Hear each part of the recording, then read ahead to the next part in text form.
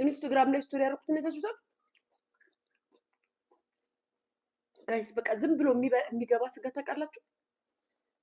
እኔ በህይወቴ እንደዚህ አይነት ስጋ በልቼ አላውቅም። መቤቴን እያጋነንኩ አይደለም አውቀው ጓደኞቼ ጠርተውኝ ሂጄ ነው እና ምን አይነት ስጋ ነው?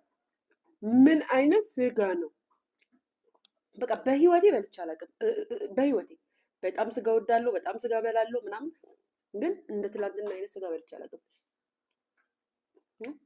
ምን አይነት ስጋ ነው? ጥርሳችሁን አታላምጡትም። መቤቴ ነው።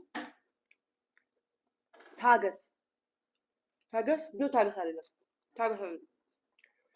ከበደ አይ ቲንክ